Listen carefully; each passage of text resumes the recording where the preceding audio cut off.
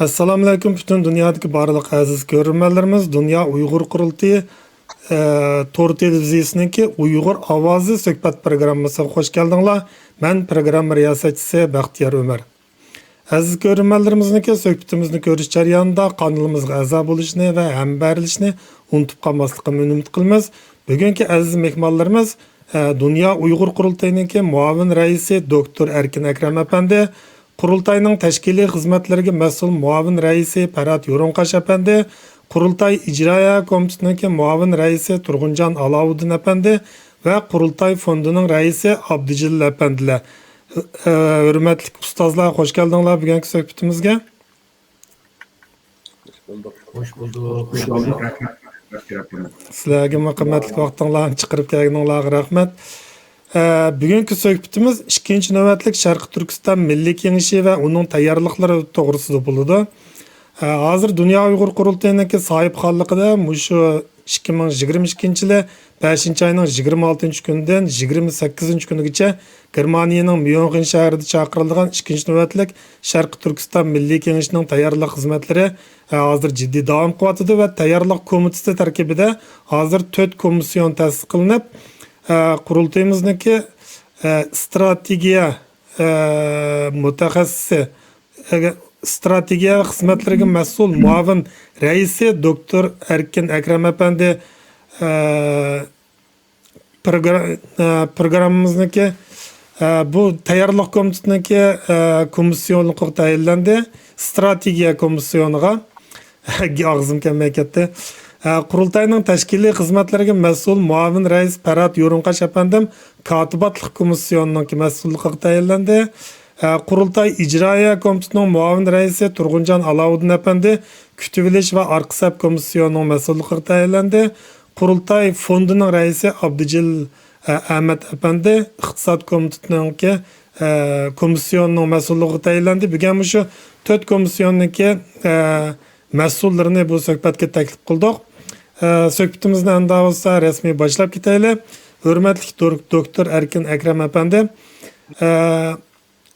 Dunyo Uyg'ur qurultayi nima uchun bu navbatlik Sharqi Turkiston Milliy Kengashini chaqirish zaruriyatini his qildi va buningdagi asosli sabablar nima? Buni bir tushuntirib bersangiz rahmat. Hoş, rahmet. Aslında bu ikinci Milli Kengash yig'ini birinchisi şu 2017'den keyin 2018gacha bo'lgan jarayonda nurg'un vaqalar, nurg'un o'zgarishlar bo'ldi. Bu o'zgarishga qarta yani qanday ilib boramiz deb plan shudir. Ondan keyin şu kasalliklardan to'payilib, aldirashchilikdan to'payilib buni qilamidik. Hozir endi buni ikkinchisini qilmoqchi.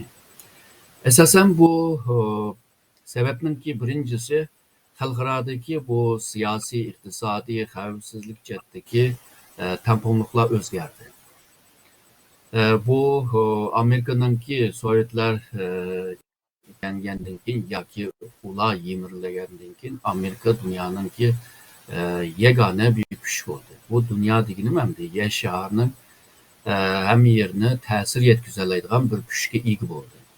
Fakat Afganistan urushi, Iroq urushi bular anandaki Amerikanınki yer shaharni ta'sir yetkazadigan kuchni ojizlatib qo'ydi. Bunun bilan birlikda Xitoydek Hindiston, Rossiya, Braziliya degandek davlatlarning yuksalishi bilan birlikda yine Amerikanınki degan yer shahar kuchini ojizlashtirib qo'ydi.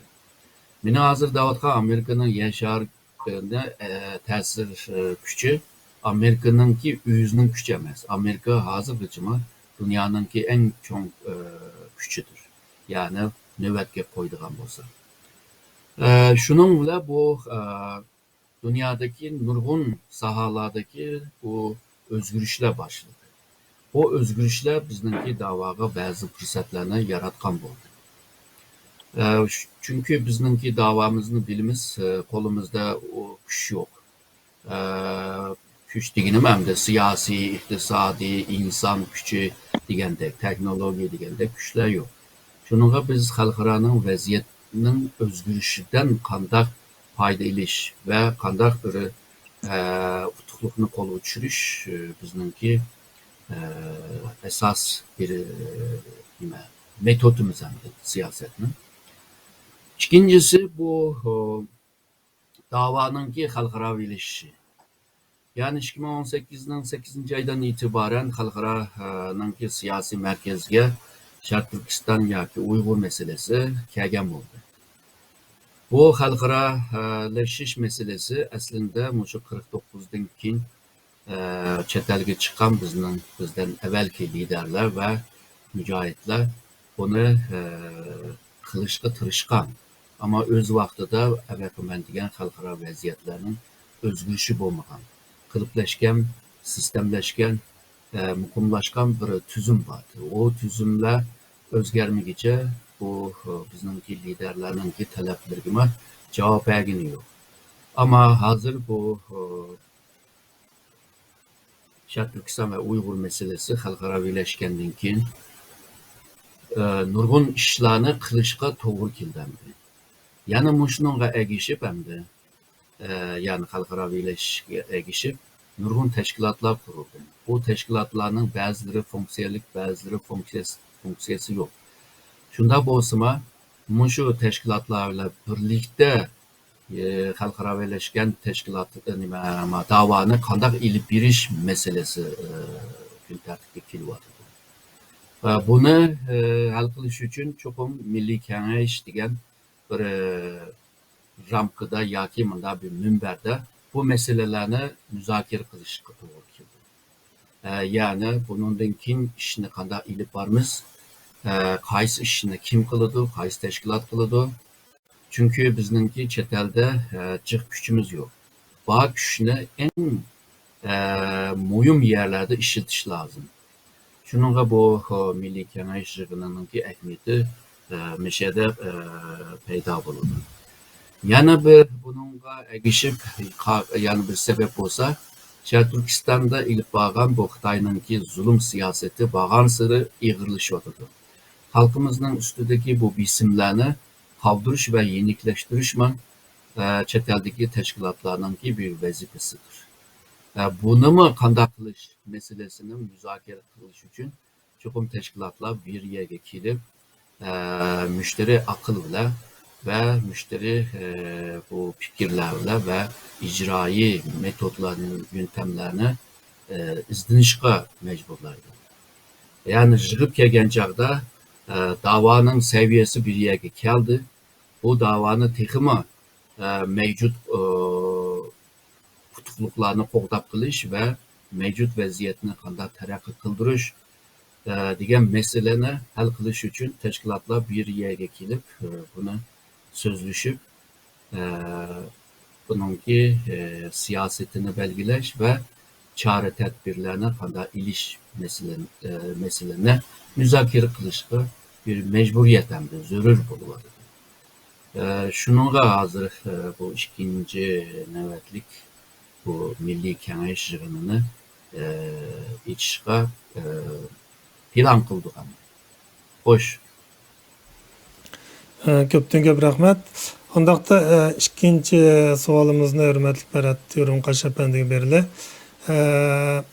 Bu qatimki Milliy Kengash yig'iniga kimlar taklif qilindi va necha kun davom qildi? Bu to'g'riliq bir so'zlab bersangiz, ko'lami qanchalik bo'ldi bu qatimki Milliy Kengashning? Rahmat.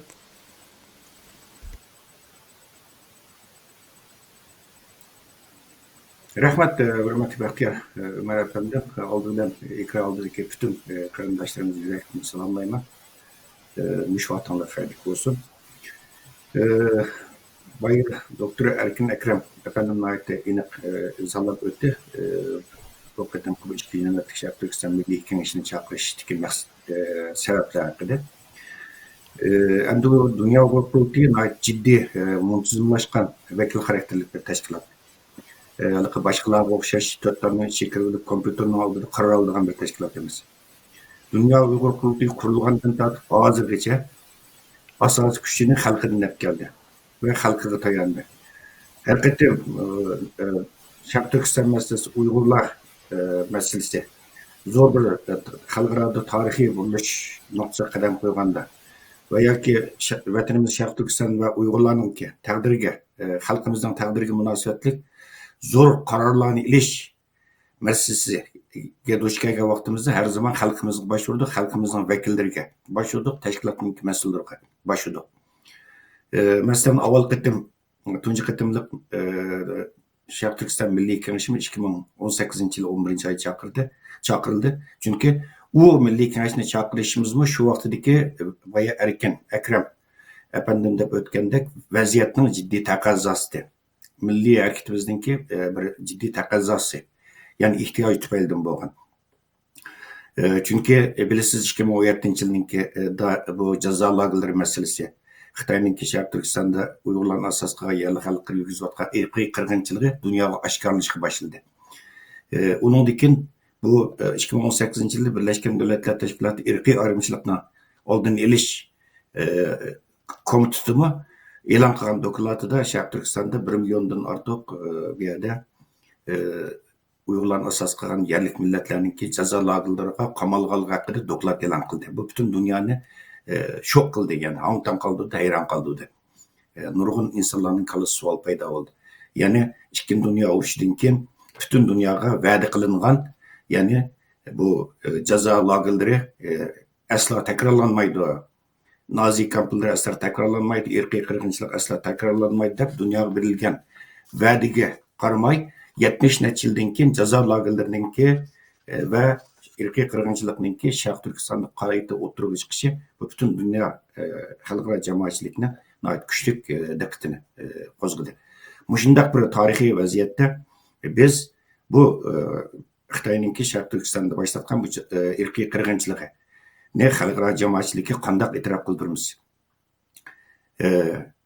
degan ne asosiy tema ko'rdigan asosda biz 2018-yil jiddiy shaklda tunji navbatda Sharq Turkiston Milliy Kengashini 11-oyda chaqirdik va u yerda shu jazo lagerlarini Amerika boshchiligidagi g'arb davlatlariga buniki muayitni baş qilish va Xitoyning yurgizayotgan irqiy qirg'inchiligini g'arb demokratik davlatlariga, hukumatlariga va yoki parlamentlarga e'tirof qildirish ne asosiy mazmun qilgan asosda ko'p taraflamalik muzokara qildik va tunji qitimliq Sharq Turkiston Milliy Kengashida yaxshi to'g'ri bir strategik plan programma va yo'l xaritasi chizib chiqildi. Va shu yo'l xaritasiga asosan Dunyo Uyg'ur qurultayini markaz qilgan bütün tashkilotlarimiz bütün dunyo miqyosida o'rtaq harakat olib bordi. Shu vaqtda biz shu Uyg'ur irqiy qirg'inchiligini g'arb davlatlariga e'tirof qildiramiz deb 2018-yildagi tunji navbatda Sharq Turkiston Milliy Kengashida bu fikrni o'tirib qo'ygan vaqtimizda bu strategik planni bekitgan vaqtimizda nurg'un vakillarning ideyasini o'tmagan. Bu mumkinmi? Qaysi bir davlat va yoki qaysi bir hukumatning davlatning parlamenti bu Uyg'ur irqiy qirg'inchiligini qabul qilib qaror qabul qildi. Bu mumkinmi hozirgi dunyo konjekturida degan. Ama bugun qaraydigan bo'lsak, shu tunji navbatda Sharq Turkiston Milliy Kengashi tuzib chiqilgan strategiyaninki to'g'ri ish ekanligi bugun o'tirib chiqdi. Ya'ni Amerika boshchiligidagi 8 davlat, Amerikaning tashqi ishlar ministrligi va qolgan 7 davlatninki, g'arb davlatninki parlamenti rasmiy Uyg'ur irqiy qirg'inchiligi haqida qaror qabul qildi va Yevropa ittifoqi bo'lsin, Amerika bo'lsin va boshqa g'arb davlatlari bo'lsin, mayli Uyg'ur majlislari amgiga sababli bo'lsin, Uyg'ur irqiy qirg'inchiligi sababli bo'lsin, Xitoyninki amaldorlarga va Xitoyninki shirkatlarga embargo va jazo tadbirlarini yo'l qo'ydi va hozirgacha bu davomlashyapti va Amerika parlamentida maxsus hozirgacha ikki qonun ma'qullandi, ya'ni Uyg'ur kishilik huquq qonuni va bir amgini oldini olish qonuni rasmiy ma'qullanib ikki qonun bu yerda o'tirg'a chiqqan bo'ldi. Shu vaqtdagi bizniki nishonimiz shu yerda. Bugun bu dastlab qadamda bu nishonga yetdik. Albatta buningda butun dunyodagi har qaysi tashkilotlarimizniki va siyosiy faoliyatchilarimizniki va fidokor avom xalqimizniki, aktivistlarimizniki kecha kunduz apag'an tirishchanligininki, ko'rsatgan fidokorligininki bu natijasi bugun bu uninki mahsuli. Demak, boya doktor Erkin Akram deb o'tgandek, hozir jiddiy bir vaziyat ostida. Onun üstüge hazır bu Rusya'nın Ukrayna'ya tecavüz kılış meselesi oturup çıktı. Yani Ukrayna krizisi oturup çıktı.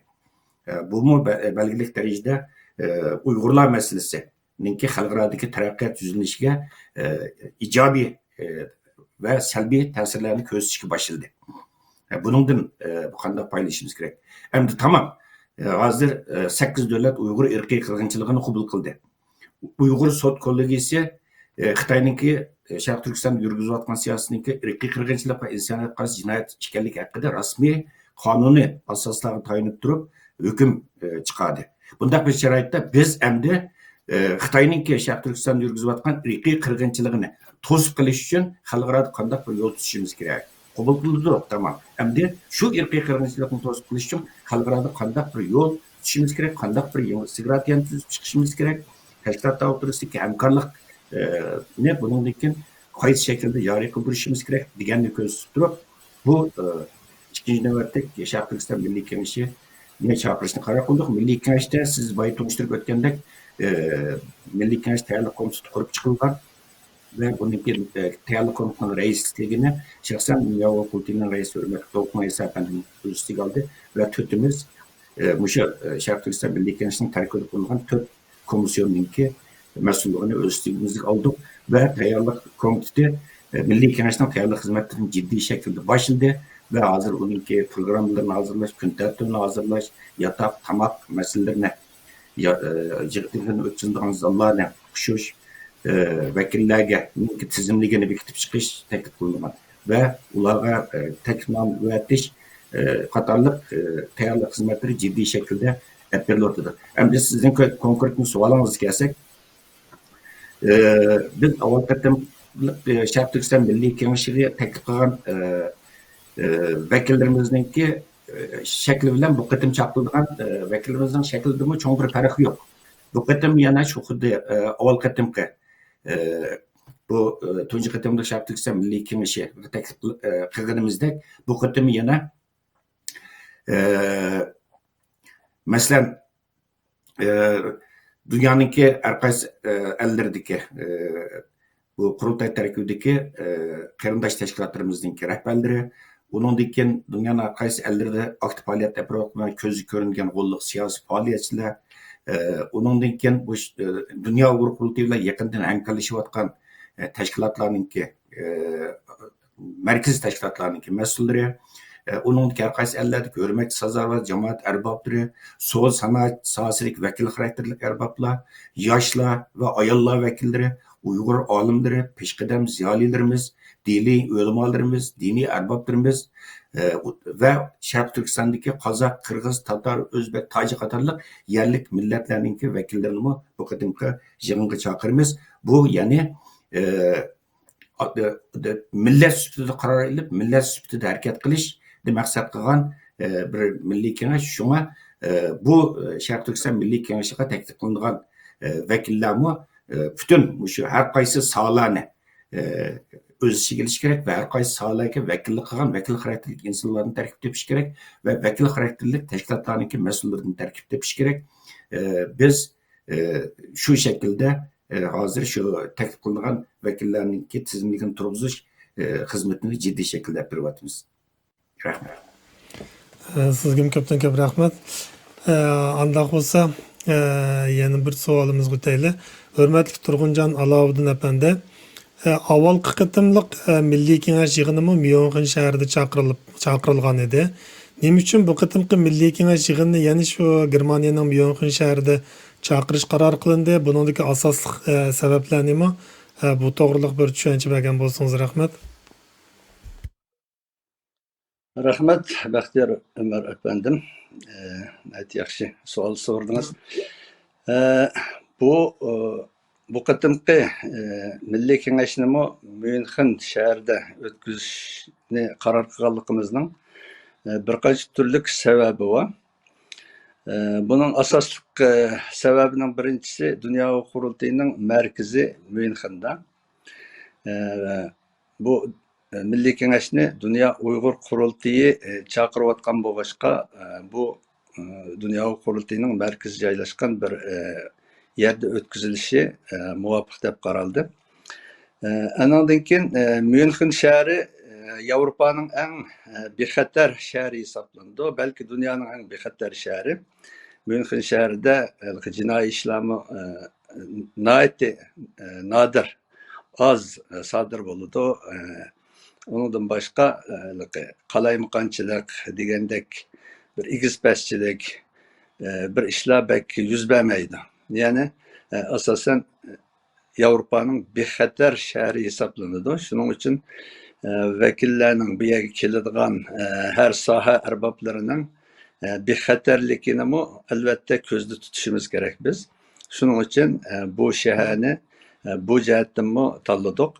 Ondan keyin München şəhərinin qatnaş bək ravan, yaxşı, bək nüfus sani bək köp olmağaçqa bu yerdə qatnaşma bək yollama bək qıstan bo'lib ketmaydi. Vəkillərinin yığın qatnaşqıçlarının əkiliş, ötəllərə uğurlaşdırış və yığın zalığa apırış və tamaqqa apırış degəndək nurgun işlərdə yolla ravan. Hem kolay. Ondan keyin bu yerdeki qarindoshlarımızning asosan degidek hammasının qo'lida mashina va fidokor qarindoshlarimiz joylashgan bu yerga. Bu qarindoshlarimiz biz har qanday vaqtda bir München'da bir yig'in chaqirsak, mashinalar bilan kelib, bizni qanday xizmat va dunyo qurultiyi bizni qaysi vazifaga topshirsangiz tayyorlaydi. Bu jihatdan vakillarning kelib ketish, u yoq bu yoqqa yo'tkilish nimasiga qulaylik bir shart-sharoit bor. Ondan keyin yana birsi München'da biz Uyg'urlarning ochgan 3 cho'ng restoran bor. Uyg'urcha tomoq bor, ham turkcha tomoq. Undan sirt yana 30 ga yaqin bizning shu turk usulü döner xana, döner dükkanı açkan şundaq qarindoshlarimiz bor. Yemek içmek jihatdan biz München'da açsak bir qiyinchilik bo'lmaydi. Chunki bizning bütün shu dükkan açkan qarindoshlarımızning hammasi degidek fidokor qarindoshlarimiz. Har qanday vaqtda mehmonlar kelsa, ular shu talishib turib o mehmonlarni mehmon qilishni arzu qilishidi. Şunun için bu restoranlarda hem Uygurcha tomoq bo'lsin, mayli Türkçe tomoqlardan bo'lsin, bu jihatda qiyinchilik bo'lib qolmaydi. Bizning kelgan mehmonlarimizga va yig'in qatnashchilarimizga. Shundaq sabablardan biz München'da etishni muvofiq deb qaradik. İnşallah o'ylaganimizdek bu qatimqi Milliy Kengashmi natijali g'alabalik ochildi deb qarayman. Chunki 2018-yilda ochilgan Milliy Kengashmi bu jihatdan yaxshi ochilgandi. Mayli qatnash jihatdan bo'lsin, mayli mehmonxona jihatdan bo'lsin, mayli yig'in zali, mayli tomoq yemek içmek, mayli bexatarlik jihatdan hamma jihatdan yaxshi o'tgan edi. Bu qatim qismi inshaalloh shu shaklda o'tdi. Rahmat. Ko'pdan ko'p rahmat. Menimcha shu dunyoda Istanbuldan qolsam Myunxenga kelgan Uyg'urlar yana shu ona vatanga qatqandek bir hissiyatni buldigan. Menda shaxsan shunday bir hissiyat bor. Albatta bu Milliy Kengashning utuqli ochilishini hammamiz uchun ko'nglimizdan umid qilamiz. Andaqda yana bir muhim masala kelayli. Hürmetli Abdücəlil Əhməd əpəndi bu növbətlik Milliy Kengashning iqtisodiy chiqimini qanday hal qilishni o'ylashyapsizlar? Anglashlarga qaragan chaqda bir necha yuz odam keldi-ki, bu vaqtda muhojiratdagi qarindoshlarimizni qildigan bir chaqiriqingiz bormi? Bu to'g'riliq bir so'zlab bersangiz rahmat. Sizga ko'p rahmat oldidan barliq Sharqistonda o'zbeklarga hurmatni bildiraman. Salom alaykum. Bu hamda Şarq Türkistan Milliy Kengashining etilishda strategik foydasini, ahamiyatini yuqoridagi raislar bir so'zlab o'tdi. Bu hamda Dunyo Uyg'ur qurultayiningki ikkinchi navbatlik bu Milliy Kengash etishningki iqtisodiy jihatdagi ahvoliga kelsak, buningdan burunmi bu milliy kengash etish bo'lsin, qurultay etish bo'lsin va yoki bo'lmasa har qanday bir yig'in etish bo'lsin, har qanday ishga Dunyo Uyg'ur qurultayi davomli tayyor holatda turyotidi. Bu yig'in etishdan sirt yana vatan millat yo'lidagi har qanday bir fidokorlik, har qanday bir faoliyatga Dunyo Uyg'ur qurultayi davomli aktiv holatda va davomli jonli holatda tayyor turyapmiz. Albatta bu 200'den ortiq bu Sharq Turkistonlik aziz qarindoshlarimiz, Sharq Turkistonlik milliy kengashi uchun bu yerga bir necha yuz odam keladi. Bu bizga hamda osonga to'xtamaydi. Osonga to'xtamasmi biz hamda shu milliy kengash etish qarori chiqqandan keyin kecha kunduz buningki iqtisodni tepish uchun harakat qilyapmiz. Bugun atdeganda soat 7 chiqib ketgan, hozir uyga hozir qaytib keldik.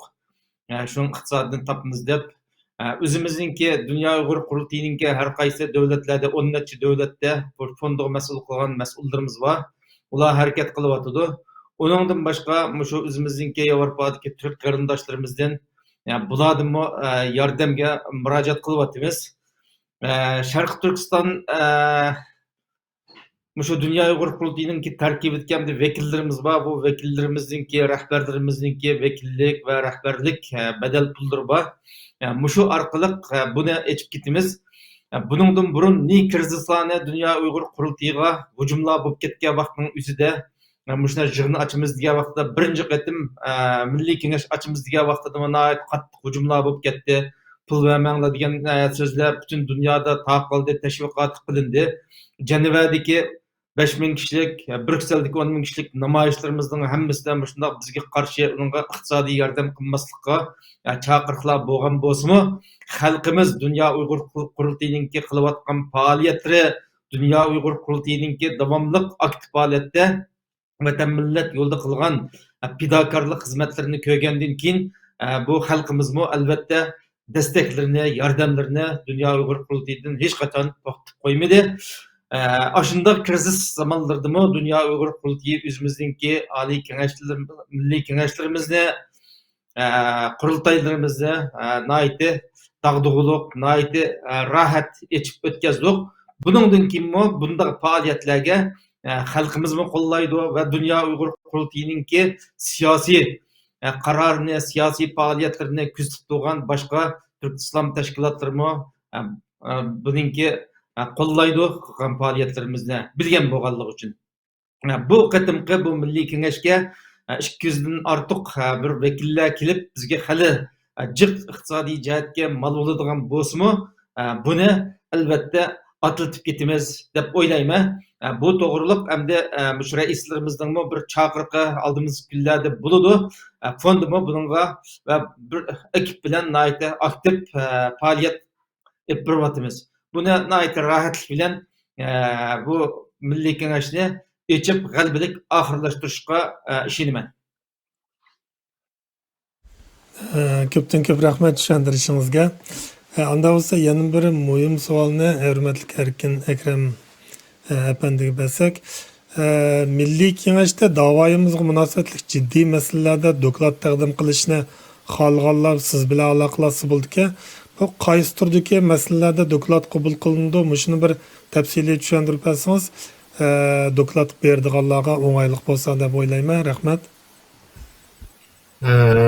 Rahmat, xo'sh. Bu yig'in ikki esas tema bo'ldi. Birinchi kunda munosabatli ba'zi temalarda siyosiy va ilmiy jihatda bunun müzakere qilindi. İkinci günü de onundan keyin şu meselelerge qarta qandaq çare tedbir alınız deydigan meseleni müzakere qilindi. Ahırda şununla bir siyasi yol xarita sızıldı. Onunla qarab onundan keyin harakat qilamiz. Hamda birinchi gününde qilgan işimiz hozirgi Sharq Turkiston meselesinin bu kanda kılıp dünyanınki meseleye aylandırış. Çünkü Sharq Turkiston meselesi dünyanın bir meselesiga aylangan vaqtida o uzun müddet devam kılalaydı. Eğer de dünyanın meselesinden jiraklaşıp kalsa bu kısa vaqtda qilib onundan keyin to'xtab qoldigan va kun tartibdan tushib qoldigan ahvollar bor. Hozirmi ko'ryapmiz, Ukrayna meselesi chiqqandan keyin Uyg'ur meselesi xalqaro kun tartibda asta-asta tushib qolayotgan bunday bir ahvol bo'lyapti.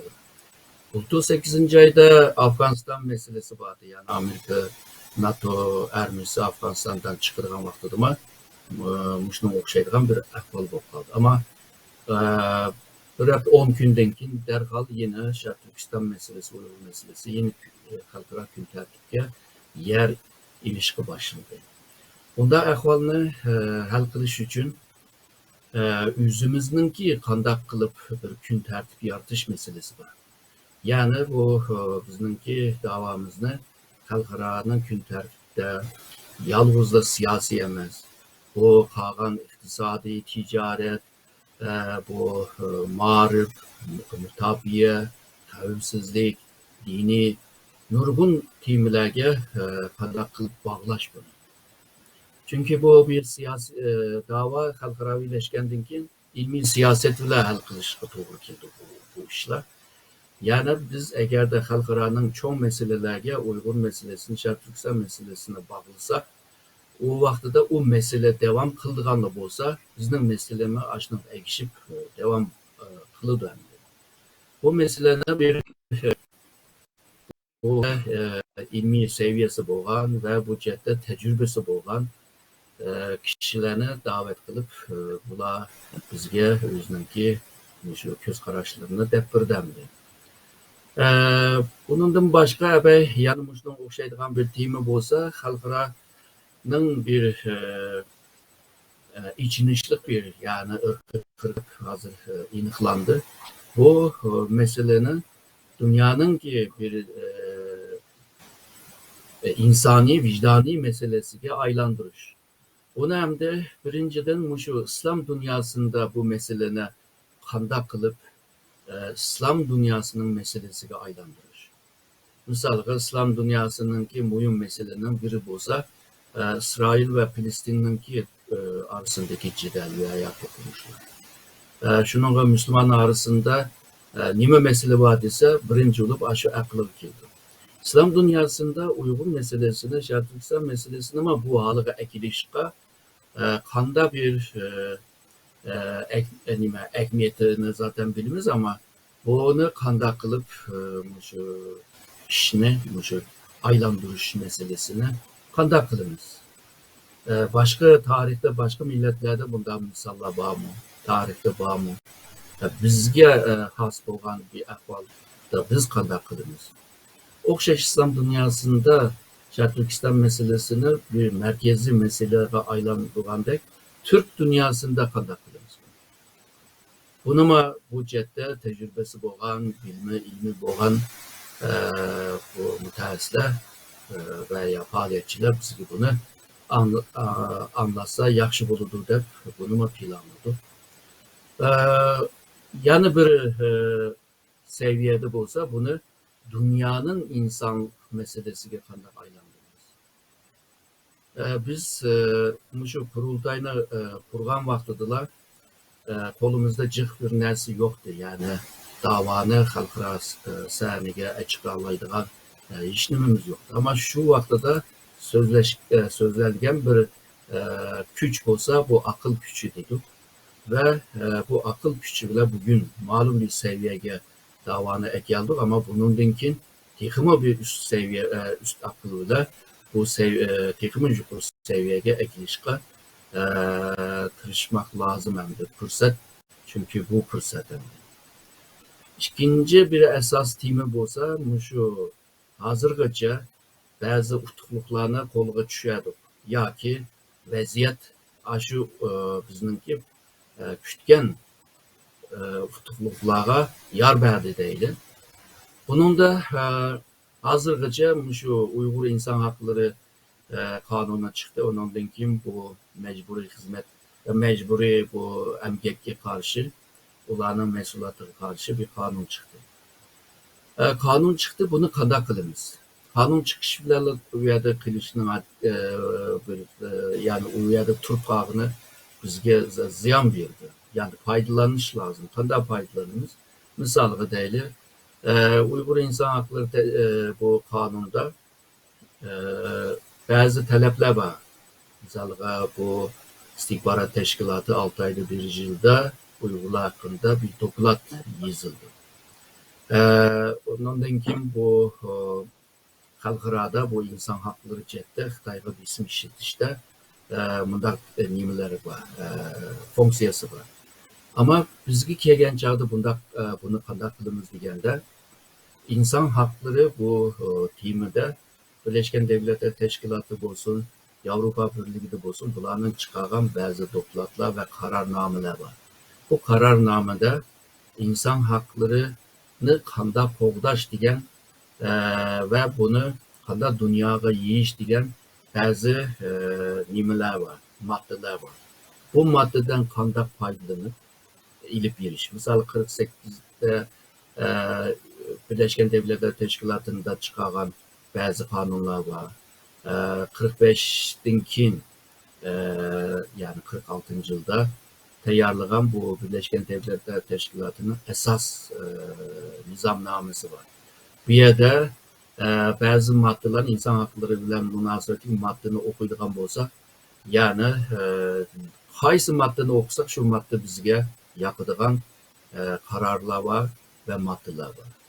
Bundan faydalanıp kandak bunu başka devletlerde nurgun devletlerde bizim teşkilatlar var yani Şark Türkistan Teşkilatı. Bunların vasıtasıyla kandak hal kılımız bunu. Misalga deyler bey dedik bu mecburi emgekge karşı çıkargan kanunda bunu kandak kılıp bu nurgun şirketlerinin Xitay bile buluvatkan münasebetlerge kandak tesir yetkizimiz. Gerçi bu kanunun maddeleri nurgun şirketlerini çeklevadıdır Xitay bile imkanı kılışını. Biz kandak kılıp yani bu kanunda görünmeyen veya yüşürün kalgan bazı ideyelerini kandak terk kılıp bunu dünyaya yiyiş ve o teşkilatlar şirketlerge kandak isim işletişinde ama faydalanış lazım. Bu kanunlar kolumuzga bir esvap verdi. Bu esvapını kandak yaxşı işletiş meselesi var.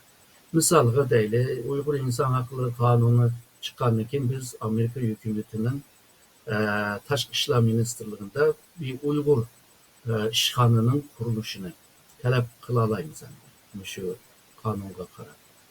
Gerçi bu sözleme oturup çıkmadı ama teşkilatlar mesela Amerika'daki teşkilatlar bununla kılışqa tırışıvadıdır.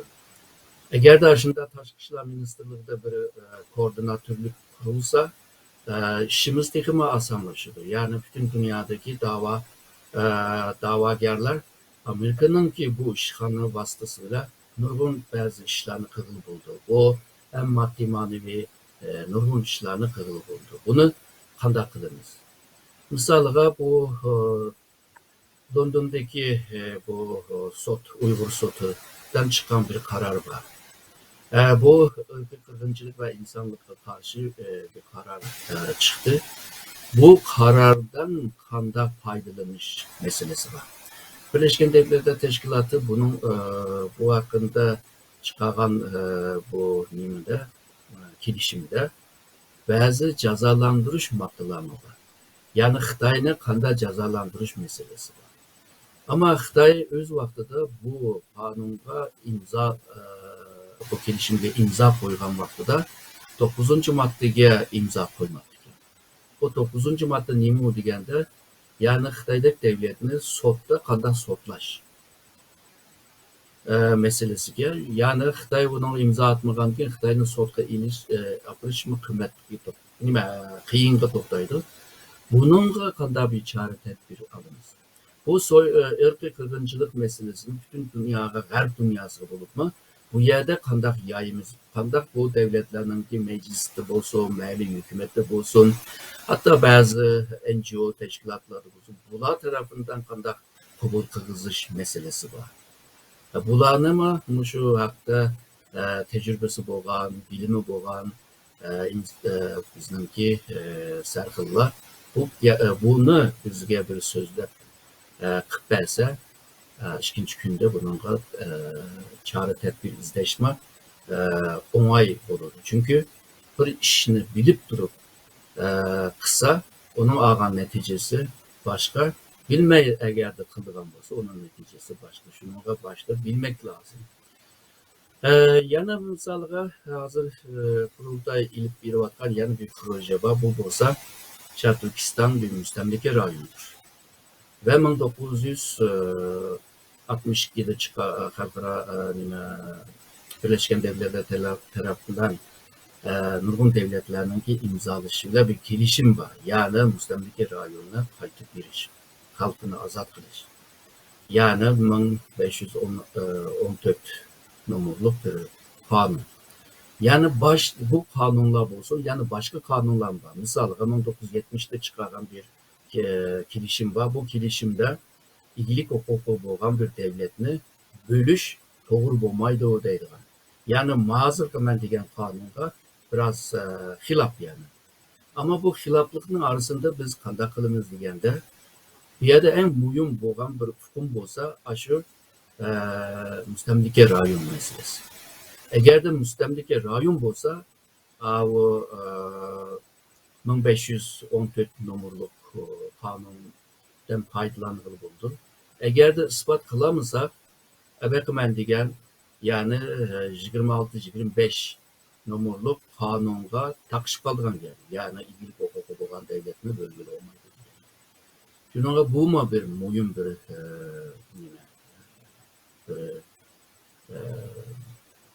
işimiz hem de. Bunu mu şu kelgen teşkilatlarının ki reisleri bile, cemiyet erbabı bile, nurgun kıl sahadaki sarkıllarla bunu mu müzakere kılıp, bunu mu kandak faaliyet ilip varımız diyen meseleni müzakere kılışkı tuğu kildi. Bunundan başka yana başka kandak kanunlar var. O kanunlardan kandak faydalanımız meselesi ortaya çıkmadı. Çünkü 1-2-5 kanun yetmeydi bizge. 20-30 kıl kanunga ihtiyacımız var bizimki. Misalga öz takdirini öz belgileş meselesi var. Hazır bizimki Uygur diasporada öz takdirini öz belgileş degen vaqtida xuddi bir başka bir nimedek köstüdü. Birinci Dünya Uruşundan bugünküçe öz takdirini öz belgileş bu müstakil degen gaptir. Ve birinci, ikinci Dünya Uruşundanki nurgun devletler müstakil oldu. Bularına esas tayanılan hukum muşu öz takdirini öz belgileş. Misalga İspanya'daki o Katalonyalıklar müstakil olumuz deb neçe qitim qoptu. Namoyish qilib baktı, karşı merkezi hükümet karşı çıkıp baktı. Bularning tayangan hukumma, yani öz takdirini öz belgileş. Misalga bu Kanada'daki köpek değil, Şimali Irak'taki Kürtlerini değil, İngiltere'deki Şotlandiya değil, hatta Greenland degen bir rayonu var. Bularmı şu aylık çıkımız degen vaxtıdır mı? Yani şu hukumga tayandı. Çünkü bu hukum nurgun kilişim ve kanun maddelerinde var nesi. Bunu hazırlıkça tüzüdek işilteme vaktimiz. Bunu bildiğinlerine bu meselede bizge inik bir düşendiriş ve bununki yolu kandak olduğu degen yolunu gösterse bundan keyin bizning siyosiy harakatimizni sızıştırma o'ng'aylik bo'ladi. Yani biz 2005 yıldan bu nurgun devletler imzalaşkan bir kilişim var. Bununki hem de şu qo'g'dinishninki mesuliyeti deydigan bir kanun. Bu Birleşken Devletler'ninki bazı kanun maddelerine, deklaratsiyaga ve kilişimlerge mi kirgizdi bu. Bununki manası nima deganda bir devlet o'zining xalqini zulmdan, ochlikdan, susuzlikdan, xil shu baladan qutqizamasa, başka devletler qol sağlığı buludu deydi.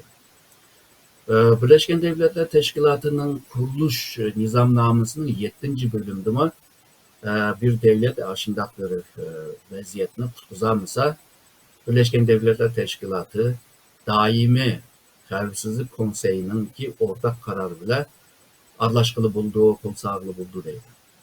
Ama bu 5 daimi əzalarının ki birisi yaxtap qalsa işmamaydı. Şununla hazırki mən degan qısqa ismi R2P degan bu hukumni qanday foydalanamiz? Çünkü Türkistan'da hazırki zulümün seviyesi ırkı kırgınçılık seviyede. İnsanlıkla karşı bir cinayet işlengen bir seviyede. Şununla dünyadaki çoğun güçler Türkistan'a kol siliş lazım. Dünyadaki halkını bu zulümden kurtuluş lazım.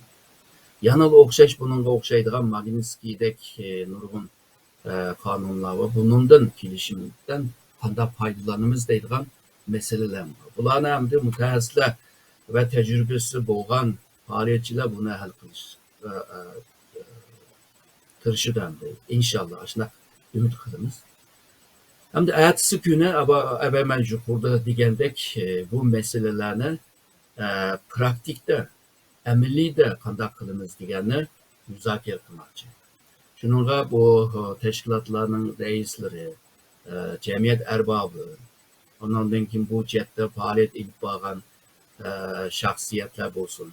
Bular hamda o'tirib ikkinchi kunda degandan oqshomgacha mushu temada o'zininki çare tedbirlerini, tavsiyelerini hamda bizga ko'z tikildi. Bu ko'z tikilish bilan eng muvofiq bo'lgan yo'lni tanlab yo'limizga mangimiz hamda eng muvofiq deganim hamda mushu natija alalaydigan ishlarni qilish lozim. Natija alamaydigan xiyolimizda bo'lgan bunda ishga aralashsak hem maddi cihetten, hem enerji cihetten, hem ruhi cihetten israfçılık bulundu. Şununla akılımızla işletip en muvaffak yollarını tepip bunun ki bir neçə yıldaki dava yolumuzni bir planlaydığanğa düşendi. Hoş. Köpten köp rahmet. Nəhayət yuqori seviyedeki bir kengash bo'ldi ki, demak bizniki strategiyamizni yana bir qatam qarab chiqib to'g'rilaydigan burilish nuqtasi bo'ldiganda qildi. Buning nəhayət cho'ng ahamiyati bor ekan, tushuntirishingizga qaraganda. Andaqda yana bir savolimiz bilan Farhat Yo'ronqosh apandiga qaytib keldi. Siz qurultayniki tashkiliy xizmatlarga mas'ul muavin rais bo'lish sifatingiz bilan Milliy kengashga qatnashadigan tashkilotlar to'g'risida so'zlab bersangiz. Hozir qurultay bilan zich hamkorlashib ishlayotgan tashkilotlar qanchalik? Bularniki hammasi bu qatimqi milliy kengashga qatnashamdi. Qani marhamat. Rahmat, hurmatli Baxtiyor apandim. Ben belki yuqoridan deb o'tdim. Bu Dünya Uyg'ur qurultayı bu siyosiy təşkili, diplomatiya, iqtisadi və ictimai cəhətdən əsası intayın müstəhkəm, puxta, muntazamlaşqan bir təşkilat. Bu Dünya Uyg'ur qurultayı qurulğan 2004 yılını tartib Xitoy hökuməti şu vaqtdan degan. Bu Dünya Uyg'ur qurultayı milliy bölgünçilərinin chet eldagi eng cho'ng lageriga uzluksiz hujum qilyapti. Dünya Uyg'ur qurultayı qurulgandan tartib hozirgacha nurg'un ichki tashqi hujumlarga uchrab keldi. Va hozir qaraydigan bo'lsangiz, bu xil ichki tashqi hujumlarninki Dünya Uyg'ur qurultayıga qarshi nihoyat yuqori pallaga chiqqanligini ko'ryapmiz va buningga xalqimiz shohid bo'lyapti. Bir tarafdan qaraydigan bo'lsangiz, masalan, faqat boshqasini qo'yaylik. Bu yil kirganning yog'i Xitoy hukumati har hafta degidek mayli tashqi ishlar ministrligi bo'lsin, mayli atalmish Şinjan axborot e'lon qilish yig'inlarida bo'lsin, yoki bo'lmasa Xitoyninki chet ellardagi elchixonalari bo'lsin, e'lon qilgan bayonotlarda butunlay Dünya Uyg'ur qurultayiga qarshi hujum qilyapti. Har hafta degidek shu yil kirganning yog'i. Ya'ni Dünya Uyg'ur qurultayi zo'ravon tashkilot, bölgünç tashkilot, radikal tashkilot, terroristik tashkilot. Bular hech bir zaman Şinjandagi har millat xalqiga vakillik qilolmaydi deyapti. Ishki jihatdan yana ba'zilar mustaqillik shuarni qalqon qilib olganlar kompyuterning oldida o'tirib Dünya Uyg'ur qurultayi vatan davasını kılmaydı, millet davasını kılıdı. Vay bu Uygur halkını, Şarkı Türkistan halkını indigenous people halkı kılıvetti. Bular müstakillik talep kılmaydı. Akçı, kökçü deganni bahane qilib kompyuterning oldida o'tirib sho'ravozlik qilib dunyo qo'rqituga hujum qilyotdi va xalqimizni belgi darajada qoymoqtirish rolini o'ynayotdi. Hozir bunday jiddiy shaklda davom qilyotdi. Ammo dunyo qo'rqituga hech bir zaman ta'virlanib qolgani yo'q. Xalqimizningki dunyo qo'rqituga bo'lgan ishonchidimi, hurmatidimi cho'ng bir davolg'ish bo'lgani yo'q. Albatta, qaymoqqan ba'zi bir qism qarindoshlarimiz bo'ldi. Buni biz burun tarixda bu xil hodisalarga ko'p shohid bo'lgan, beshimizdan ko'p o'tgan bu xil hodisalar. Ammo bir mezgildan keyin hammasi pastkarga tushgan. Chunki dunyo qo'rqituninki xalqimizning qalbida cho'nqir bir hurmati bor, cho'nqir bir ishonchi bor xalqimizning dunyo qo'rqituga nisbatan. Shuning uchun biz hozirgacha puttasyap bir yerde xalqarada o'zimizning vakillik o'rnini saqlab kelyapmiz. Biz shu 2018-yil chaqirgan tunji navbatlik Sharq Turkiston Milliy Kengashida shu tashkilotlar o'tirsidagi o'xshamagan fikr, iqim, ideologiyadagi, ammo o'xshash g'oyadagi. Ya'ni Sharq Turkistonning milliy mustaqilligini asos g'oya qilgan, nishon qilgan, ammo o'xshamagan fikr, iqim qarashdagi tashkilotlar o'tirsidagi hamkorlikni kuchlantirish meselesini şu tunji navbatlik Sharq Turkiston Milliy Kengashida eng asosiy muzokara temalardan biri bo'lgan. Va biz darhol shu Milliy Kengashdan keyin biz Sharq Turkiston tashkilotlar hamkorlik munbirini qurib chiqdik. Dunyo qo'rqituninki boshlamchiligida va Sharq Turkiston xalqaro Sharq Turkiston tashkilotlar birligi, Uyg'ur akademiyasi, O'limlar birligi va boshqa mustaqil faoliyat olib borayotgan tashkilotlarninki qo'llashi va hamkorlashi bilan Sharq Turkiston tashkilotlari hamkorlik munbirini qurdik. Bu hamkorlik munbiridagi tashkilotlarimizning soni ozlab qolgani yo'q va uzluksiz ko'payyapti. Bu dunyo qo'rqituga qarshi hujumlar kuchaygan sari bu dunyo Uyg'ur qo'rqutini qo'llaydigan tashkilotlarning, hamkorlashadigan tashkilotlarning soni ko'payyapti. Hozir O'rta Osiyoda ismini oshkorlashni qolmagan tashkilotlarni o'z ichiga olgan vaqtimizda hozir dunyo Uyg'ur qo'rquti bilan hamkorlashayotgan tashkilotlarning soni 80 ga yetib ketdi. 80 deyishib ketdi hozir. Yana her haftadagidek ba'zi tashkilotlar mayli kichik bo'lsin, cho'ng bo'lsin, tashkilotlar uzluksiz dunyo qo'rquti bilan hamkorlashishni talab qilib kelyapti. Tabii yaqinda oldimizda Amerikada qurilgan bir partiya dunyo qo'rqutiga hamkorlik taklifini o'tirib qo'ydi va ular bilan biz ko'rishdik. Qurultayning bir qism rahbarlari, ularning asosiy mas'ullari. Bu bir reallik, bu bir reallik. Dunyo qo'rquti tarkibidagi tashkilotlarning sonining bir ozishi bo'lgani yo'q. U tashkilotlarning bir davolg'ish yoki tavrinish bo'lgani yo'q. Dunyo qo'rquti tarkibidagi tashkilotlarning soni hozir 20 dan ortiq davlatda 40 dan ortiq dunyo qo'rqutiga bevosita qaraydigan qarindosh tashkilotlarimiz bor. Bularni mustahkam dunyo Uyg'ur qo'rquti bilan zich hamkorlik va ishida turyapti. Dunyo qo'rquti xalqimizga, vatanimizga nisbatan mas'uliyatchan bir tashkilot. Biz her zaman sho'rvozlikdan qochib keldik. Bizning bütün derdimiz xalqimizni zulmdan, azobdan, irqiy qirg'inchilikdan qutqizish. Ba'zilar bizni vatan davosini millat davosiga aylantiryapti deb shikoyat qilib xalqimizga beshini aylantiryapti. Bu ajoyib kulkilik, mantiqsiz, nihoyat mantiqsiz bir logika. O'ylab baqqanlar. Bir vatan, bir millat nima bilan vatan bo'ladi? Xalqi bilan vatan bo'ladi. U xalqi bo'lmasa, u quruq zaminning foydasi nima? Oldi bilan bizning dunyo qo'rqutininki oldi bilan o'ylaganimiz shu Sharq Turkiston xalqi, ya'ni Uyg'urlarning asos qilgan Sharq Turkistonning yerli xalqini irqiy qirg'inchilikdan qutqizish, ularningki milliy aloyligini, milliy mavjudligini saqlab qilish.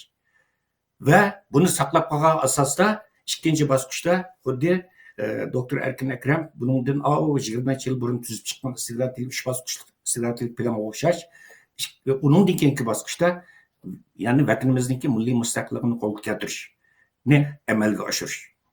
Ba'zilarningki vatan xalqimizningki o'lik tirik bilan qari yo'q. Kompyuterning oldida o'tirib mustaqillik shuarini ko'tarib chiqib to'lab baqirib chaqirayotganlarningki, dunyo qo'rqutini ayblayotganlarningki. Ularningki derdi xalq bilan emas, ularning derdi shu quruq zamin bilan. Bundaqmi mantiqsiz qoluvlamdi. Xalqni bir chetga qarib qo'ysan, quruq zaminning davosini qil. Amaliyotda Sharq Turkiston xalqini indigenous people xalqlar tarkibiga qıstavotgan, majburlayotganlar dal shu orni ko'tarib chiqqanlar. Mushu ta'tir qo'yini ko'tarib chiqqanlar. Chunki bir qandaq bir xalq indigenous people xalqiga aylanib qoladi, milliy mavjudligini yo'qotgan vaqtida, soni mutlaq ravishda ozdigan vaqtida, o'zininki butun madaniyatini, diniy alayliklarni, urf odatlarini yo'qotib osmonlasiga olib, muzeyda boshqalar kelib ko'radigan bir odatga oid osondagi bir nimaga chiqib qolgan vaqtida u indigenous people xalqi tarkibiga kirib qoldi. Bularning dadi shu. Chunki bular qurultayga qarshi emas. Uyg'ur sotqa qarshi turdi. Namoyish qarshi turdi. Yüzünü daptak qilib o'tirib, bizning hozir kech kunduz namoyish qilgan qarindoshlarimizga haqorat qildi. Namoyishning ahamiyati yo'q. Bu energiyani ifrat qildi dedi. Undan keyin texnik haddidan eshib, ziyolilarimizni hujum qildi. Ekranga chiqib o'tdi yaqinda. Chet eldagi ziyolilarning 90% mi 95% jon boqdi. Vatan millat ishi bilan kor yo'q ularning deb. Bu ziyoliga qilingan bir haqorat. Hozir chet ellarda faoliyat yapayotgan tashkilotlarningki mas'ullari qarab yiqinglar. Mutlaq ko'p qismi ziyolilardan tashkil topgan.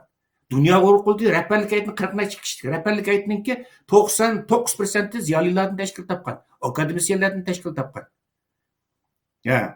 Bizningki mushtatallar faoliyat yapayotgan, kech kunduz namoyishlarni qilayotgan aktivistlarimizni qarab yiqinglar. Hammasi ziyolilar. Bular ya'ni chet eldagi Uyg'ur ziyolilarniki hammasini yo'lga chiqaryapti, jon baxtiga chiqaryapti. Bu reallikni ko'masga soldi. Shunga bu yerda xalqimiz hushyor bo'lishi kerak. Bu insonlarniki vatandagi xalqimizniki o'lib tirik bilan kor yo'q. Bularni davatidi-ku. Xitoy Xinjiangdagi har millat xalqi vakillik qilolmaydi davatidi bizni. Dunyo urqultin. Ammo bular nima deydi? Sharq Turkiston xalqi vakillik qilolmaydi deydi. Bu o'tirisida bir meningcha bir parallellik bor. Har qatim dunyo urqulti xalqaro siyosatlarda bir natijaga erishgan vaqtida, dunyo urqulti zo'raygan vaqtida, xalqimizning dunyo urqulti bo'lgan qo'llash oshgan vaqtida mushta tatir quyunlar, tatir shamollar chiqib keldi. Har qatim chiqib keldi. Albatta biz bu yerda umumiy xalqimizning ulog'iga kayniga qo'ymoqgan ba'zi xalqimizni, hech bir xalqimizni ranjimaymiz. Bu yerda nurg'un qarindoshlarimiz vatan millat davosiga kuyinish nuqtasidan bu yerda o'tirib chiqqan qarindoshlarimiz bor, dunyo urqultiga qarshi harakatlarga qatnashgan. Ammo meningcha biz xalqimizga ishonamiz dunyo urqulti, chunki biz dunyo urqulti xalqimizni kuchayib keldi hozirgacha. Men ishonamanki xalqimiz yana xuddi burunga o'xshashlar, ya'ni tiz orada o'zininki hushyorligini topadi, o'zining sezgirligini tunuydi va u insonlarningkimi abdi bashirisini amon bir kuni tunib yetidi va tunyotidi. Shu bu yerda buni bir mushu fursatdan foydalanib turib xalqimizga bir buni bir eskartib qo'y dedim. Dunyo urqultininki butun dardi vatan millat xalqimizni qutqizish.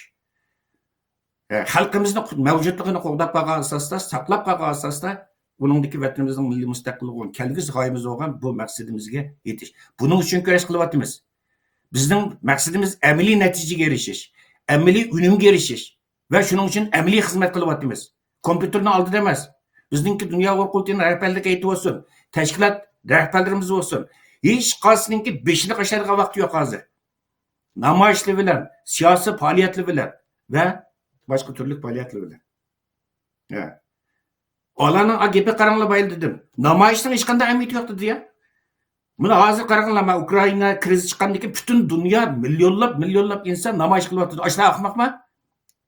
U namoyishning bir ahamiyati bo'lmasa, shunchalar insonlar davlat rahbarlarini tortib, olimlarni tortib, hammasi namoyishga chiqib, Rossiyaning Ukraina qilgan tajovuzchiligiga bu yerda noroziligini bildiryapti. Shu bizningki yolg'iz kishilik namoyish qilgan, qor, bo'ronga, yomg'irga, sovuqqa, issiqqa parvo qilmay, kunlab, haftalab, kech kunduz namoyish qilgan qarindoshlarimizningki bugun Uyg'ur irqiy qirg'inchiligini 8 davlatning e'tirof qilishida ashlarniki noyat zo'r rol oldi. Ularning hech qanday bir to'pisi yo'qmi? U namoyish, u keraksiz ularning qilgan namoyishi. Bu hozirgacha mushattallar qilayotgan 10 mingga, 20 mingga mushu fidokor namoyishlarimiz qilingan bir haqorat. Bu bu xalqninki niyetini xalqimiz to'g'ri tunib yetish kerak. Shunga biz bu qatim Sharq Turkiston, ikki navbat Sharq Turkiston Milliy Kengashini chaqiramiz. Buni chaqirishdimi yana bu xalqimizga, tashkilotimizga bo'lgan bir hurmat tuyg'usi, dunyo huquqi hech bir zaman o'z oldimizga zo'r masalalarda qaror topmadik. Bizningki dunyo huquqiniki rahbarlik qatlamini aytib mukammal. Ya bizning oliy maslahatchilarimiz var. Uningdagi qurultay raisi var. Masala qatlam muzokara qilindi. Uningdagi chet elliklarni tarkib topgan qonunshunoslardan, diplomatlardan tarkib topgan bizningki chet ellik maslahatchilar heyetimiz var. İcraiya komitetimiz var. Buningdagi tashkilot rahbarlari qatnashgan icraiya komitet kengaytirilgan yig'ini var va vakillar yig'ini var. Mushu bosqichma-bosqich bir qarorni, bir kichik bir qarorni olsakmi, bosqichma-bosqich 4-5 bosqichdan o'tkazib olamiz va bu qatim Sharq Turkiston Milliy Kengashini chaqirish qarorini biz 4 bosqichdan o'tkazib, oxirgi hisobda elib eng oxirida vakillarimizningki qarorni muqimlashtirib 5-oyninki 26-kundan 28-kunigacha 3 kun o'tkazishni qaror qildik. İnşallah hozirgacha bu shu Milliy Kengashni chaqirish haqidagi xabarlar e'lon qilingandan dunyo huquqiy televiziyadan nurg'un qarindoshlarimizni hozirdan boshlab murojaat kelyapti. İltimoslar kelyapti, qatnashish orzusini, istaklarini bildiryapti. Taklif fikrlarni hozirdan boshlab yo'llashga boshlayapti. Menimcha ishonamanki bu qatimki ikki navbat Sharq Turkiston Milliy Kengashida xuddi tunji navbatlik Milliy Kengashida ilingan muhim strategik yo'l yangi bir strategik plan programmalar va yangi yo'l xaritasi bekitilib chiqiladi deb o'ylayman va bu bekitilgan yangi strategik plan programmalarni va bekitilgan yo'l xaritasini, qarorlarni biz millat sifatida o'rtaq ijro qilamiz va butun tashkilotlar hamkorlik ichida ijro qilamiz. Shunga bu yerda qarindoshlarimizninki dunyo huquqiga bo'lgan bu yerda qo'llashini ojizlashtirib qo'ymaslikni, sustlashtirib qo'ymaslikni umid qilamiz. Shuni unutib qolmaylik aziz qarindoshlar. Dunyo Uyg'ur qurultiyi Xitoyninki ko'ziga qadalgan bir mix, yurigiga sanjalgan bir xanjar. Bo'lmasa nima uchun dunyo Uyg'ur qurultiyida yapilishdi Xitoy? Atdigandan kechgacha. Buni bilaylik aziz qarindoshlar. Bu yerda o'sak so'zlarga, quruq shuvarlarga, quruq sapsatilarga, quruq nazriyalarga ishinib ketmaylik, amaliy ish qilayotganlarga ishonaylik. Vatan millatga haqiqiy yo'sinda kuyinayotgan tashkilotlarimizga ishonaylik. Kuyinayotgan shaxslarimizga ishonaylik. Bayroqni ko'tarib olsa, hammasi inqilobchi emas. Mustaqillik shuarini to'g'risida hammasi mustaqilchi emas. Do'ppini kiyib olgan hammasi Uyg'ur emas aziz qarindoshlar. Amaliy harakatga qaraylik va qilgan ishining unimiga qaraylik. Rahmat. Ko'pdan ko'p rahmat. Yaxshi so'zlab berdingiz. Endi yana bir muhim bir temaga kelaylik. Hurmatli Turg'unjon Alavoddin apandi, islom ellerini shundoqla ularning hamkorligini qo'zg'atish jihatda qurultay nurg'un xizmatlarni olib bordi. Bu qadimki Milliy Kengashdan bu to'g'riliq muzokaralar bo'lamdi, ya'ni musulmon tashkilotlarimi taklif bilan qatnashamdi. Bu to'g'riliq bir tushuncha bergan bo'lsangiz rahmat. Albatta biz 2018-yili ochilgan Milliy Kengashda islom dunyosiga davoyimizni tunutish uchun harakat boshlaymiz deb jiq harakatlar qildik. Gerçi biz bu hareketimiz jarayonida to'liq natijaga erishib ketamagan bo'lsakmi, qisman natijalarni qo'lga keltirdik. Masalan, islom davlatlari, hukumatlari bilan aloqa qilgan bo'lsakmi, ularning Xitoy bilan bo'lgan ba'zi bir iqtisodiy va boshqa siyosiy munosabatlari, ya'ni bundoqcha aytganda Xitoyning aldamchilik, ikkiyuzlimchilik siyosati sababidan ular bizni qo'llash tarafdori bo'lmagan bo'lsa-mu, garchi shu islom davlatlaridagi ommaviy tashkilotlar, ya'ni xalqni qo'zg'ash kuchi bo'lgan, xalqni yetaklash kuchi bo'lgan ommaviy tashkilotlarning bir qanchasining qo'llashiga erishdik.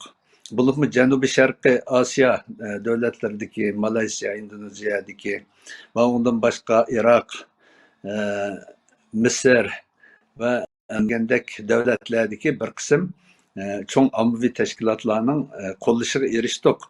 Albatta, ular hozirgacha qurultay bilan hamkorlashib, keyingi vaqtlarda bo'libmi Uyg'ur irqiy qirg'inchilik masalasida biz bilan hamkorlashib, bizni qo'llab, keyingi shu olimpik masalasidami Xitoyda olimpikning echilishining to'g'ri bo'lmaydiganligi haqida masalan xalqaro imomlar kengashi bayonot e'lon qildi. Ondan boshqa Yevropa musulmonlar munbiri degan tashkilotmi bularmi bayonot e'lon qildi.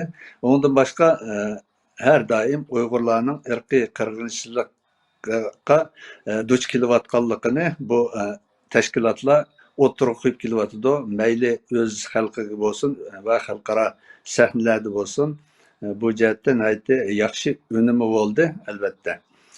Biz yani bu qatimki Milliy Kengashdami albatta buni biz texmi kuchlik ep berish haqida muzokaralar elib boramiz albatta. Bununla degandek şu davlatlardagi tashkilotlarning ba'zi rahbarlarini mehmon sifatida chaqiramiz albatta. Ondan boshqa bizning shu o'zimizning Uyg'urlar ichidagi tashkilotlar, shu islomiy ko'z qarashdagi tashkilotlar bilan texmi hamkorlikni kuchaytirib biz texmi shu islom davlatlarining faqat xalqlar ommaviy tashkilotlarla emas, islom davlatlarining hukumatlari, parlamentlarimi bu Uyg'ur masalasiga ko'ngil bo'ladigan holatga shularni ekilish uchun bu qatimki Milliy Kengashda muzokaralar olib boramiz va qarorlar qabul qilamiz. Ondan keyin inshaalloh bu qarorlar bo'yicha jiddiy harakatni boshlaymiz. Tushuntirishingiz ko'p rahmat. Undaqda yana oxirgi savolimiz hurmatli Abdijil Ahmad apandi. İkinci növbet Şarkı Türkistan Milliy Kengashiga nihoyatda nurg'un iqtisod keladigan keldigan odamlarniki tashkilotlarning soniga qaraganda, undaqda dunyoning har qaysi rayonlaridan pul iyon qilish uchun ham Uyg'urlik badal haqqini har bir Uyg'urning topshirish uchun hamma dunyoning hamma yerdagilarga oson bir pul topshirish usuli bormi? Kishilar bu pullarni sizlarga qanday topshirdi? Balkim buni nurg'un odamlar so'zlagan bo'lsaqmi esidan chiqib qolgan yoki unutilgan bo'lishi mumkin. Shuni yana bir qatim tushuntirib bersangiz rahmat. Endi bu ikkinchi navbatlik Milliy Kengash echish masalasiga siz deb o'tgandek albatta xarajat iqtisod ketadi. Bu iqtisodni endi raisimiz bilan ijroiya komitetining muavin raisi bo'lgan Turg'unjon Ajimlar bilan bir qancha haftalarning yoqi biz mengib buningki hal qilishga tirishyapmiz. Buningki endi to'liq hal qilolmasakmi ozroq bir qism bo'lsa hal bo'ldi. Qolganini endi bizningki shu faoliyatlarimizni kuzatib kelayotgan, biz Dunyo Uyg'ur qurultayini qo'llayotgan xalqimiz albatta bunga qarab turmaydi deb o'ylaymiz. Dunyo Uyg'ur qurultayiningki strategiyasimi shu oldingi qitimliq 2018-yilda ochilgan Milliy Kengashda bu strategiyalar hamda bundan 10 necha yil burun tuzilgan bo'lsa, shu yerda nurg'un qarorlar elinib, hozir ijro qilinib bosqichda ketyapti. Sharq Turkiston masalasiningki birinchi bosqichda xalqarolashi, Sharq Turkiston masalasi xalqarolashdi. Uningdan keyingi ikkinchi bosqichdagi masala Sharq Turkiston tuprog'ining, shu Sharq Turkiston ziminining Xitoy tarafdan ishg'ol qilingan tuproq, besilingan tuproq ekanligini Birleşken Devletler Teşkilatı'na ve xalqaroga buni e'tirof qildirish. Üçüncü bosqichda mustaqillik masalasi degandek shuna strategiya bilan ketyapmiz. Biz endi birinchi bosqichni besib o'tdik. Sharq Turkiston masalasi umumyuzlik xalqarolashdi. Mayli Sharq Turkiston masalasi BDT'de bo'lsin, Yevropa parlamentida bo'lsin, Amerika kongressida bo'lsin, har qaysi davlatlarning parlamentlarida shu Uyg'ur qirg'inchiligini e'tirof qilgan 8 davlat, uningdan boshqa Yevropa parlamentidan chiqqan 2 dona qaror, Birleşken Devletler Teşkilatı'ningki dokladlari, Amerikadan chiqqan har turli qonun, shuning hammasi nima degan vaqtda Sharq Turkiston masalasiningki xalqarolashganligini isboti. Bu Sharq Turkiston masalasi xalqarolashgandan keyin buningga endi bu davlatlarni qanday harakatga o'tkazamiz, bu Şarkı Türkistan meselesinin bu toprak meselesi Xitoy tarafından işgal kılınan, besverilgan toprak ekanligini qanday itiraf qildirimiz bu mesele var. Bunun da endi biz oylaymiz ki hemmimiz özümüz voy bizning vatanimiz Şarkı Türkistan, Xitoy besib olgan, Xitoy işgal qilib turib olgan deb hemmimiz deymiz. Ama dünyada bu Şarkı Türkistan meselesinki Xitoy tarafından işgal kılınan, Xitoy tarafından tecavüzge uchragan toprak zemin ekanligini texi dünya itiraf qilgani yo'q. Mavatıda. Biz bunu xalqarada bir itiraf qildirishga ega bo'lgandan keyin undan uchinchi bosqichimizdagi masala mustaqillik masalasi. Dünya Uyg'ur qurultiyi hamda shu Sharq Turkiston masalasini Xitoy tarafından ishg'ol qilingan masala toprak ekanligini e'tirof qildigan projektni boshlig'ida 1 yildan 2 yil qadar bo'lib qoldi. Mengvatidi Xudoyim bo'lsa 1 yil ichida bundan yaxshi bir xulosa chiqadi deb o'ylayman.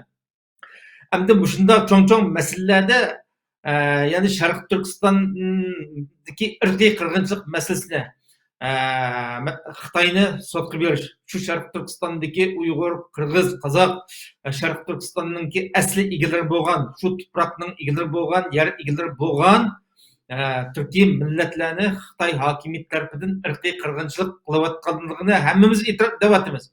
Ammo buni bir xalqaro sorunda bir qonun oldigan Dünya Uyg'ur qurultiyidan başka bir organ bir tökken bir nima yok. Elbette endi başvuranlar bo'lishi mumkin, bir natija chiqqan yo'q. Ammo Dünya Uyg'ur qurultiyi Uyg'ur tribunali deb Angliyada qurilib 2019-yil 9-oyning 3-kunisi rasmiy shaklda irqiy qirg'inchilik Uyg'ur tribunal, Uyg'ur sud mahkamasi qurilgan vaqtida mushunga albatta qarshi chiqqan, mushuni qoralash kompaniyalarini o'tirib chiqargan shaxslar bor dunyoda. Muşu sotning qarori chiqqan vaqtidami shu Beijingdan Xitoy tajovuzchi hokimiyat qanday qaralagan bo'lsa, uning kuchi yo'q.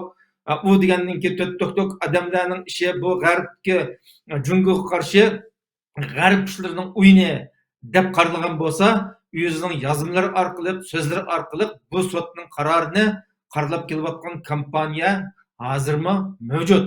Ama şunak şarait aslında halkımızdaki çıkılıp bu nimeni etişi, Milli Kengaş'ın etişi naiti mühim mesele aldığımızdaki meselelerini uzaklık kılış için. Hem de bizim vatanımızda 1757 yılı Manco işgal kıldı. 84 yılı bununki Manco ağdırılgandan keyin Gomindan'dan keyin 49 yılı komünist hakimiyeti bu aralıkta 2 kıtım cumhuriyet kurduk. Hem de bu tarihi meselelere girmeyme. Hem de biz davamlıq Xitoyninki hokimiyat almashqa vaqtning o'zida shunun mustamlikasi bo'lib qolgan Xitoyninki hem de mustamlikasining merosxo'rdirmi? Bu bunda bo'lmaslik kerak. Buni qonunga to'kib turib, bu masalani hal qilish uchun bizningki strategiya mutaxassislarimiz, olimlarimiz albatta bosh qotirishga tegishli bir masala. Shuning uchun bu qatimqi masalaninki ichilishining sababi shu, buningga iqtisod ketadi. Buningga hamda Dünya Uyg'ur qurultiyininki har qaysi davlatda bekitken fondi mas'ullar var. Amerika'da var, Avustralya'da var, Kanada'da var, Japonya'da var, Türkiye'de var, Orta Asya'da var, Avrupa'nın her kaysi devletlerde var.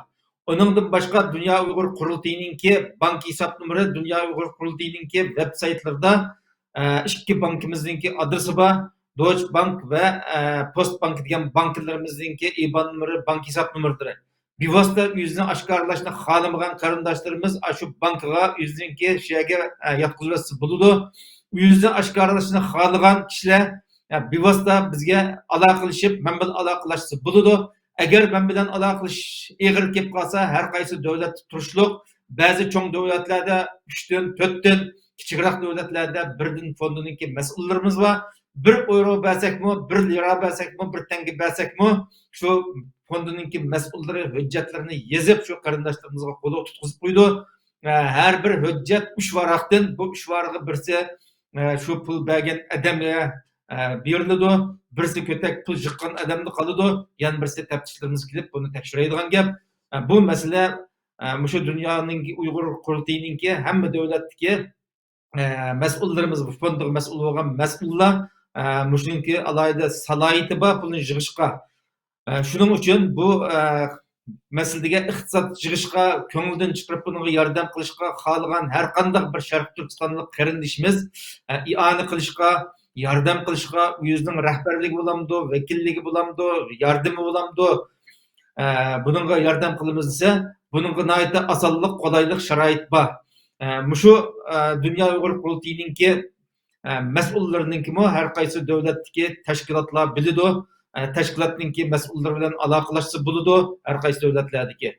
Yoki bo'lmasa hech bo'lmasa maxfiy qolsin degan qarindoshlarimiz bo'lib qolsa bevosita bizniki hamda raisimiz bilan yoki bo'lmasa men bilan bevosita aloqalashsa buning uchuri bilan yaxshi ta'minlab beramiz. Köptün köp rahmet. Nayeti tepsili tushuntirib berdingiz. Hamda qo'shimcha qildigan yoki tushib qolgan masalalar bo'lsa doktor Erkin Akrem Efendi, Berat Yurunqash Efendi yoki boshqalar qo'shimcha qildigan narsalar bo'lmasa suhbatimizni hozir oxirlashtirsak deyman. Qaraganda qo'shimcha qildigan narsalar yo'q ekan. Men oxirida yana ikki masalani o'ttirib qo'yib o'tayamsa.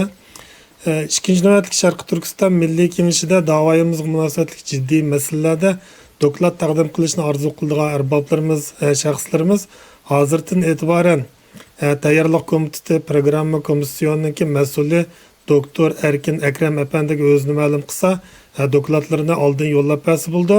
Uningdan boshqa yana Milliy Kengash uchun taklif fikr sunishni arzu qilgan qarindoshlarimiz hozirdan e'tiboran o'zlarining taklif fikrlarini yozma shaklda tayyorlik komiteti kotibotlik komissionining mas'uli Ferhat Yurunqash Efendiga yo'llab bersa bo'ldi.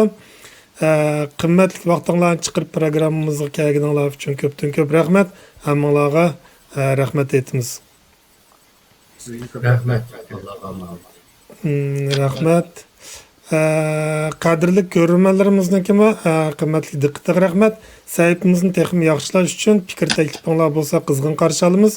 Aziz ko'ruvchilarimizning qanimizga a'zo bo'lishini, hambarlishni unutib qolmaslikni umid qilamiz. Allohga omonat, xush vaqt bo'linglar.